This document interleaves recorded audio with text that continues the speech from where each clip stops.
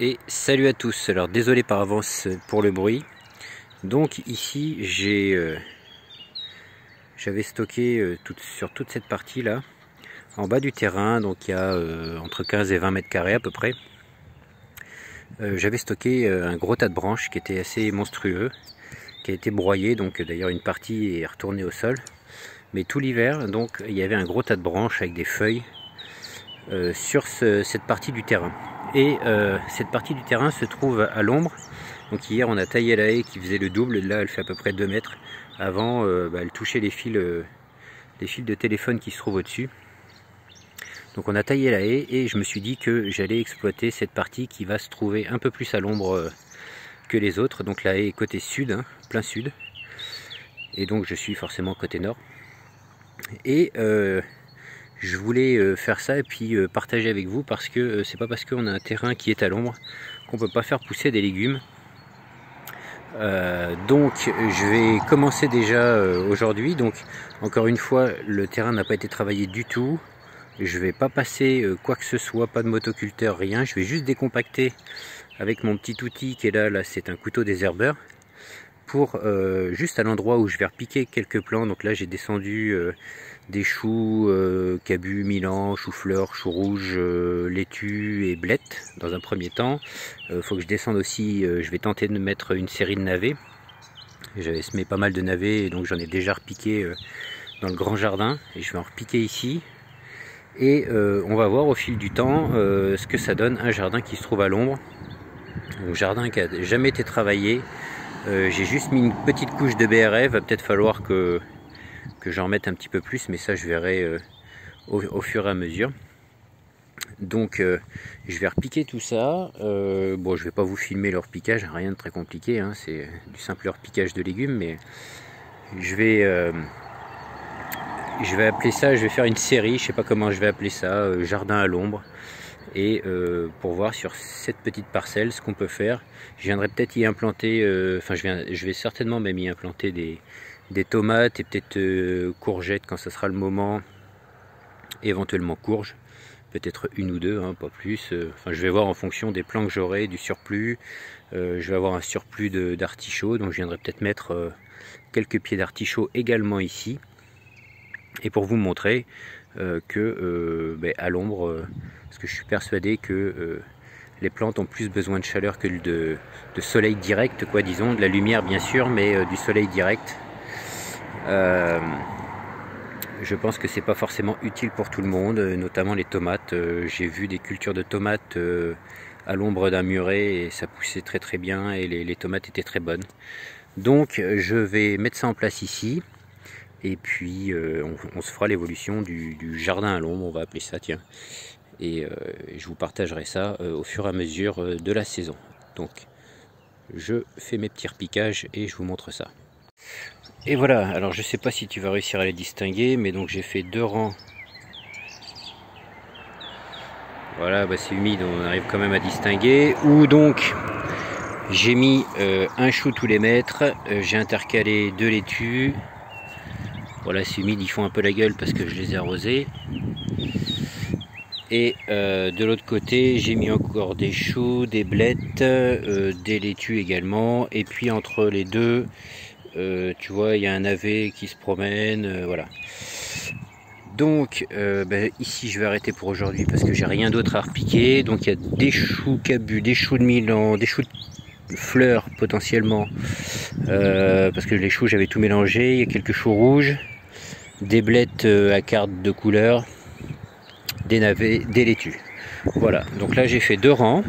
On va voir l'évolution. Bon, j'ai un doute sur les navets, j'en ai pas mis plus parce que tu vois, donc j'avais ma plaque d'alvéole là qui est pleine. J'en ai pas mis plus parce que c'est quand même hyper compact ici. Et comme je ne veux absolument pas travailler et faire aucun effort ici pour planter quoi que ce soit et faire un essai, donc je vais laisser comme ça. Je vais remettre un petit peu de BRF. Tu vois, là-bas j'en manque pas. D'ailleurs j'en ai encore à faire. Un petit peu de BRF un peu partout sur la zone, parce qu'il y a des endroits où il n'y en a pas beaucoup. Et puis on va laisser comme ça et on verra avec le temps ce que ça va nous donner. ce jardin à l'ombre. Je vais me reculer de nouveau pour te faire une vue d'ensemble. Donc là il me reste pas mal de place ici sur cette petite zone que je vais essayer d'exploiter un maximum. Donc je verrai de toute façon vu comment les plants vont pousser ici par rapport à ceux qui sont dans le jardin, parce que j'ai déjà des choux. Les laitues je vais les repiquer aussitôt après aussi dans le grand jardin, parce que j'en ai pas mal à repiquer. Donc comme ça je verrai un peu l'évolution de comment ça pousse ici et là-bas, sachant que dans le jardin donc il y a eu un coup de motoculteur pendant l'hiver, et avant l'hiver même, et du BRF par-dessus, une bien meilleure épaisseur que ça. Donc le terrain, malgré qu'il soit très lourd et très compact, est quand même plus aéré que celui-ci. Et comme ça je verrai en fonction si au moment de repiquer des tomates ou des choses comme ça, je vois que les choux, les laitues, tout ça, même si j'ai pas trop de doute là-dessus, si je vois que ça a de la peine quand même à percer le sol. Pourtant on a une densité ici de vers de terre qui est assez hallucinante. Je vais vous faire une démo, tiens, avec mon outil. Alors ça va vachement bien, tu vois. Je voulais m'acheter un ori, je sais pas si tu vois ce que c'est, les couteaux de jardinage japonais là, sauf que ça vaut entre 20 et 50 balles, et ça me paraissait cher pour ce que c'est. Et puis j'avais vu qu'il y avait ce truc là qui existait, c'est vendu pour un couteau désherbeur, hein. Et globalement c'est un peu la même forme, sauf que c'est pas coupant. Donc si tu veux le rendre coupant, tu lui mets un coup de meule et tu t'aiguises d'un côté ou l'autre, ou les deux même d'ailleurs. Et alors ça va très bien parce que du coup j'ai enlevé quelques pissenlits. Si tu ramasses des pissenlits, tu manges les racines de pissenlits, ça va bien aussi, hein. Hop, tu ressors. La seule chose qui me fait un petit peu peur là sur ce machin, c'est les petites soudures. Mais bon, on verra avec le temps. C'est censé être garanti, je sais plus, c'était marqué sur... je sais pas si on va le revoir. Non, bon bah c'est foutu. C'était marqué sur l'étiquette, je crois que 15 ans de garantie, te vendent ça. Mais ça coûte entre 10 et 12 balles quoi. Et ça fait, tu vois, une vingtaine de centimètres. En gros c'est la taille d'un ori, et ça coûte une misère. Et bon, pour l'instant c'est la première fois que je m'en sers, hein. Mais en attendant, dans cette terre compacte là, ça va pas mal. Donc on était à la densité de vers de terre. Là tu vas voir, je vais faire un trou, ça va me faire mentir. Non, je sais pas si tu vois, mais voilà, il y en a, hop là il est parti, il y en a un ici, il y en avait un dans le fond qui est parti. Donc je pensais pas, tu vois là il y en a encore un, hop là, un ici. Je pensais pas tomber sur autant, un là qui a dû morfler. Bon, je vais pas insister, mais donc tu vois la terre c'est tu vois, tu pourrais tu peux faire de la pâte à modeler avec le truc, hein. Il n'y a pas de problème, hein. Si tu et puis ça t'assommes un gars avec ça. Mais mince, je sais plus ce que je voulais dire du coup. Mais tu arrives quand même, tu vois, à la rendre un peu grumeleuse si tu... Et elle est beaucoup plus foncée, on peut le voir ici, que ma terre dans le grand terrain en haut. Donc si ça se trouve, ça va mieux marcher ici. Mais bon, je suis content parce qu'il y a quand même pas mal de vers de terre, ça va contribuer à aérer.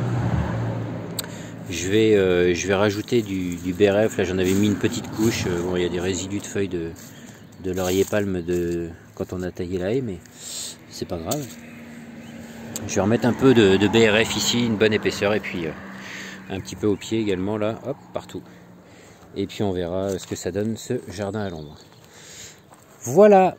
Bon, je vais continuer mes repiquages cette fois-ci dans le grand jardin. Ça, je vais pas vous le filmer, hein. J'ai quelques laitues repiquées, et puis je crois que j'ai des choux de Bruxelles à mettre en godet également. Et puis plein d'autres choses. Voilà quoi, le jardin. Allez, si tu as aimé, n'hésite pas à mettre le pouce, à t'abonner, à activer la cloche. Si tu veux suivre, je vais appeler ça le jardin de l'ombre, tiens. Le jardin de l'ombre. Et je ferai une série sur cette petite parcelle. Tiens, ben, j'en profite, tu vois.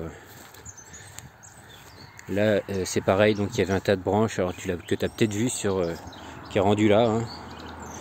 Donc avec mon tout petit broyeur familial, Je peux te dire que c'est du temps, mais le tas a clairement diminué. Donc tu vois, il démarrait d'ici là et il allait jusque là-bas sur plus haut que les 1,50 m de la clôture. Bon, il y a les gros morceaux sont là à tronçonner, mais bon, bref. Et là c'est pareil, toute cette zone tout l'hiver a été recouverte de tas de branches. Donc comme j'ai encore très peu ici de petits fruitiers, on a replanté quand même pas mal d'arbres fruitiers depuis qu'on est là. On a coupé quelques sapins et quelques chênes, tilleuls. Tilleul malheureusement vraiment très mal placé, dangereux pour la maison, donc on l'a coupé, mais sinon on l'aurait laissé, un marronnier, enfin bon bref, peu importe. Et on a repiqué un petit peu de tout, kaki, prune, abricots, cerisier, pêcher, néflier du Japon, enfin bon bref. Mais des petits fruitiers, je dois avoir 2 plants qui se trouvent là-bas d'ailleurs à côté des poules. 2 plants de framboises jaunes, 2 plants de mûres, j'ai de la rhubarbe à côté aussi dans les angles et également dans le jardin. De l'autre côté tu les vois pas, mais il y a deux kiwis femelles, un mâle. Et là j'aurais bien fait un jardin de petits fruitiers, donc avec tous les petits fruitiers, hein, bien sûr groseille, framboise, cassis, éventuellement myrtille, des choses comme ça. Juste parce que c'est bon et que les baies c'est très riche en plein de choses. Tout ce qui est petits fruits c'est super riche. Et puis éventuellement leur mettre au pied des fraises pour occuper tout l'espace ici. Voilà. Mais ça on en parlera plus tard. Aujourd'hui la vidéo portée sur le jardin de l'ombre. Voilà. Allez, cette fois-ci je vous laisse. Abonnez-vous. Salut.